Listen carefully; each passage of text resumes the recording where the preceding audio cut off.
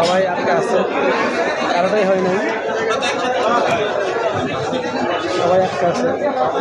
কালকে আবার হয়তো 3টার দিকে হবে। আসলে আমাদের দেশের যে ব্যবস্থাপনা এগুলো সবচেয়ে দুর্বল আমার মনে হইতেছে। যেটা আমরা কতগুলো মানুষ আটকা পড়ে আছে, কতগুলো মানুষ আটকা পড়ে আছে এখানে।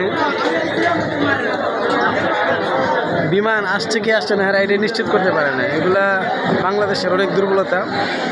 আমাদের দেশের ফ্লাইটের মধ্যে যেহেতু সমস্যা, আমার মনে হয় না বিশ্বের অন্য কোনো দেশে এমন সমস্যা আছে। যত সমস্যা সব আমাদের দেশে।